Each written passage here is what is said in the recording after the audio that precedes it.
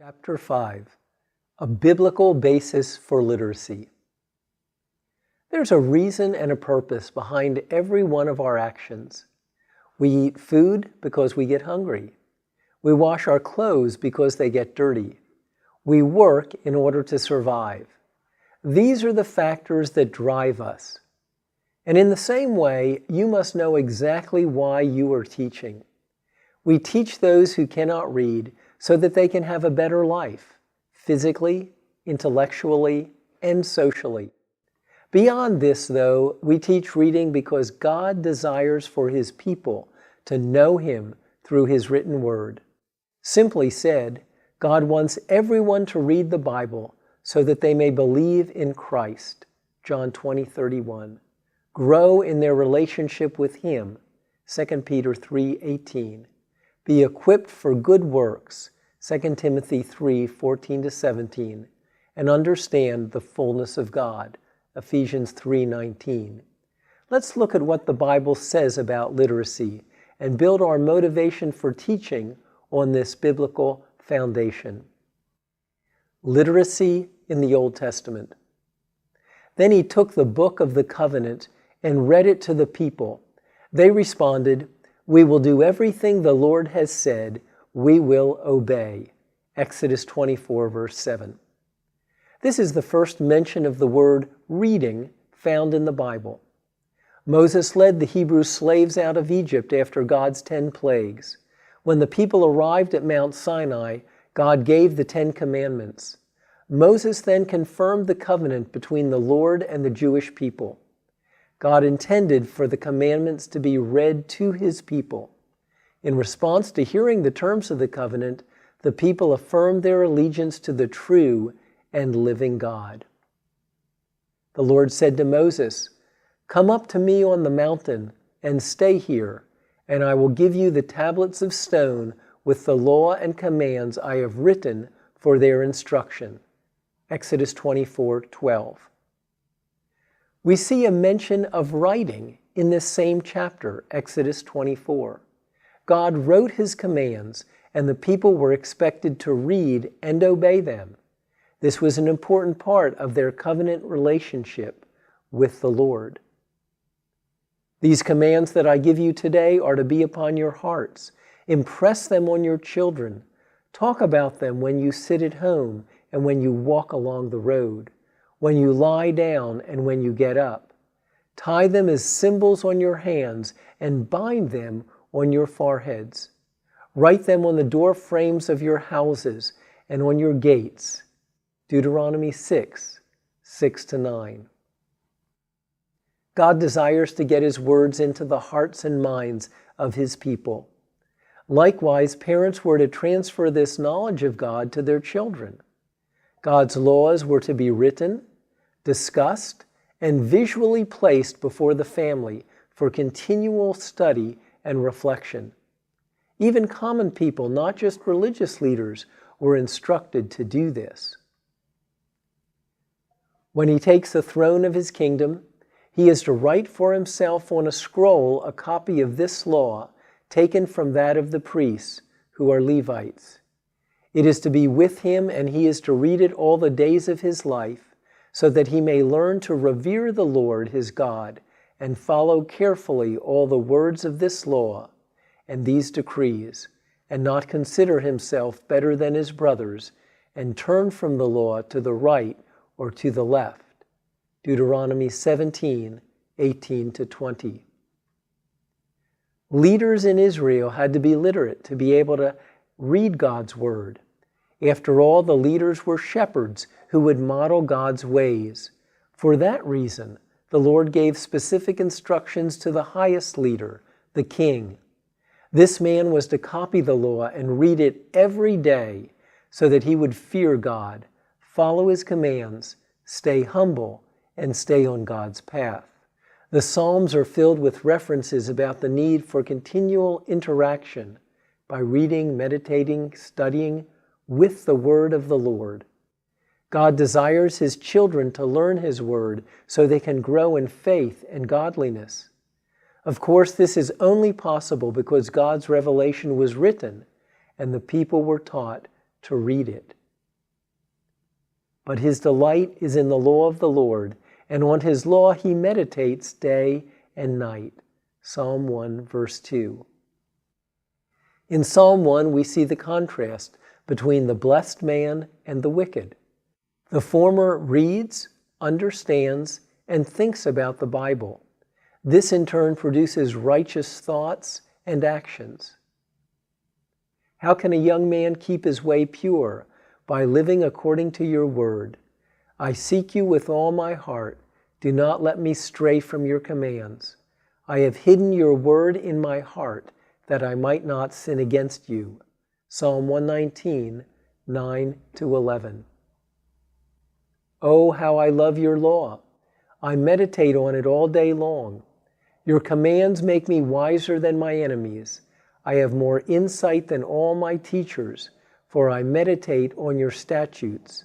I have more understanding than the elders, for I obey your precepts. Psalm 119, 97-100. Your word is a lamp to my feet and a light for my path. Psalm 119, 105. Psalm 119 lists many of the benefits of reading and studying the Bible. Within this psalm are several synonyms for God's word: law, statute, precepts, commands, ordinances, decrees. The word of God contains spiritual wealth, which we discover through reading. For you, this whole vision is nothing but words sealed in a scroll. And if you give the scroll to someone who can read and say to him, "Read this, please," he will answer, "I can't, it is sealed." Or if you give the scroll to someone who cannot read and say, "Read this, please," he will answer, "I don't know how to read." Isaiah 29, 11-12. Here the prophet Isaiah has a fascinating reference to literacy and illiteracy. To the illiterate, God's word is sealed. Allowing illiteracy in the church is like putting a lock and chain around the Bible. The prophets preached and taught the word of God so that the people would return to the Lord. Their words were recorded for us so that we too might be instructed in the right way. When the Bible is read, studied, taught, and preached, it will accomplish its mission to offer salvation and new life. In the 4th year of Jehoiakim, son of Josiah, king of Judah, this word came to Jeremiah from the Lord. Take a scroll and write on it all the words I have spoken to you. Jeremiah 36, 1-2. In this story, God told Jeremiah, the weeping prophet, to record the prophecies. The prophet called his secretary Baruch to write the messages God gave him. God's instruction to Jeremiah, as well as his delivering a written law to Moses, shows us that God intended for the scriptures to be written. Written words are more reliable than spoken words because they are not easily changed or corrupted. From these few verses in the Old Testament, we see that reading and writing were important to the Old Testament people. God gave the Jews commands and laws to obey. He required the leaders, kings, priests, and prophets to know and follow his words. Likewise, the common people were to obey the word of the Lord. God told them to write the words on their homes and gates so they could read them each day. They were to discuss God's word at home while traveling, in public, and in private. The success of the Jewish people depended on obeying what God revealed in his word. Reading and obeying the scriptures are essential keys to a vibrant and flourishing spiritual life. Reading is a precious gift that God wants all people to receive. In the Gospels, we see that Jesus Christ, the Son of God, was literate. He knew how to read and write, Luke 4, 16-21, John 8, 1-8. Our Savior knew the Old Testament scriptures well. He frequently quoted from them and always based his teaching on them. When questioned, he referred inquirers back to the Holy Scriptures. 8 times in the Gospels he asks, "Have you never read?" Like Jesus, we believers should learn to read so we can study the Bible each day. It is written, "Man does not live on bread alone, but on every word that comes from the mouth of God." It is written, "Do not put the Lord your God to the test." Away from me, Satan, for it is written, "Worship the Lord your God and serve him only." Matthew 4:4, 7, and 10. When Jesus was tempted in the wilderness, he used the sword of the Spirit, the Word of God, to defeat Satan. To each temptation, Jesus answered, "It is written," and quoted Scripture. In doing so, he taught us to win spiritual battles with the Word of God. He went to Nazareth, where he had been brought up, and on the Sabbath day he went into the synagogue, as was his custom. And he stood up to read, "The Spirit of the Lord is on me, because he has anointed me to preach good news to the poor.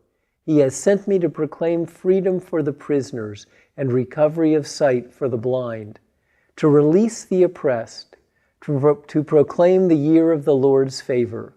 Luke 4:16, 18-19. Jesus knew the Old Testament scriptures foretold his life and work. He often read passages from the prophets. For example, he began his public ministry by reading from the scriptures during a visit to his hometown. He explained to his hearers that Isaiah's words summarized his ministry. We can also see in this description of the people Jesus came to save, poor, prisoners, blind, oppressed, a correlation with non-readers. The illiterate are often those who live in poverty, who are confined by walls of ignorance, who are blind to what is written in books, and who are oppressed by those who take advantage of their inability to read. In Acts, we read how the church, which began in Jerusalem, spread to Judea, Samaria, and other parts of the world. Then Philip ran up to the chariot and heard the man reading Isaiah the prophet. "Do you understand what you are reading?" Philip asked. "How can I," he said, "unless someone explains it to me?" So he invited Philip to come up and sit with him. The eunuch was reading this passage of Scripture. "He was led like a sheep to the slaughter, and as a lamb before the shearer is silent, so he did not open his mouth." Then Philip began with that very passage of Scripture and told him the good news about Jesus. Acts 8:30-32, verse 35. In this passage, we read of Philip the evangelist. The Holy Spirit guided him to an Ethiopian. This African had gone to Jerusalem for a feast and was returning home. The man was reading from the Old Testament, and Philip helped him understand it. What he read led to his conversion. Likewise today, the gift of reading leads many to receive the gift of eternal life. As teachers, you will be like Philip, helping others to be able to read and understand the Word of God. Now the Bereans were of more noble character than the Thessalonians, for they received the message with great eagerness and examined the Scriptures every day to see if what Paul said was true. Acts 17:11. In Berea, we see the importance of reading. These people searched God's Word daily and compared the preaching of Paul with the Scriptures. How important for us today to compare what we hear with the eternal Word of God. This will help protect us from false doctrines. May we follow the example of these Bereans. But as for you, continue in what you have learned and have become convinced of, because you know those from whom you learned it, and how from infancy you have known the Holy Scriptures, which are able to make you wise for salvation through faith in Jesus Christ. All Scripture is God-breathed and is useful for teaching, rebuking, correcting, and training in righteousness, so that the man of God may be thoroughly equipped for every good work. 2 Timothy 3, 14-17. 2 Timothy was the final letter Paul wrote. As an old apostle, Paul wrote to young pastor Timothy about the benefits of the Holy Scriptures in salvation, growth, discipline, and instruction. For the Word of God is living and active, sharper than any double-edged sword. It penetrates even to dividing soul and spirit, joints and marrow. It judges the thoughts and attitudes of the heart. Nothing in all creation is hidden from God's sight. Everything is uncovered and laid bare before the eyes of Him to whom we must give account. Hebrews 4:12-13. Hebrews reminds us that the Bible, the sword of the Spirit, is a powerful weapon in our spiritual battle. We have seen that Jesus, our Lord and Savior, was literate. He often quoted the Scriptures. Jesus expects us to follow His teachings, which are written in the New Testament. Early missionaries like Paul wrote many letters to correct, encourage, instruct, and help the early Christians. They too expected people to read these writings, obey them, and pass them on to others. Literacy is essential for the Christian faith and for spiritual growth. Literacy is an excellent way to strengthen the church and reach people with the gospel. Dr. Eugene Nida, formerly of the American Bible Society, said the Scriptures are available to over 90% of the world's population. This is a great testimony to the efforts of Bible translation around the world. At the same time, however, billions of people in the world are not able to read well enough to read the Bible. Dr. Robert F. Rice, founder of Literacy and Evangelism International, called illiteracy a blind spot, a problem that many leaders of the church do not see. Illiteracy is a great hindrance to developing local church leaders, equipping people for ministry, and helping believers grow in their faith by reading the Word. Morris Watkins, founder of Lutheran Bible Translators, said that he believed that no strong church can exist in any country unless it has a good translation of God's Word in its own language. So he began to train Bible translators. Then he began to discern that even when the Bible is available in a people's language, the majority of people are unable to read it. This fact led him to begin another mission called All Nations Literacy Movement. Later, he wrote a book entitled Literacy, Bible Reading, and Church Growth Through the Ages. The author demonstrates the fact that in almost every country of the world, a Bible-reading laity was an important factor in the growth of the church from Pentecost to the present. Literacy is an essential skill. Believers must learn to read so they can grow in grace. God has revealed Himself in the Old and New Testaments. Reading is the main way we get knowledge of Him and of His salvation. Without the ability to read the Scriptures, a person is cut off from this important source of knowledge. A person who cannot see is handicapped physically. A person who cannot read is handicapped spiritually. You've seen a few examples of verses that speak about reading and writing. There are many more verses we could examine. These will suffice to demonstrate a biblical basis for literacy ministry. Most importantly, though, you as teachers need to continue reading God's Word for yourselves. Then your charge is to help others who are in darkness by teaching them how to read. If you do so with Bible content literacy materials, you will not only be teaching a useful social skill, you will be using literacy as a means for discipleship for the Christian and evangelism for the non-Christian. This will be your task as literacy teachers. Remember the LEI motto, each one teach one and win one to Christ.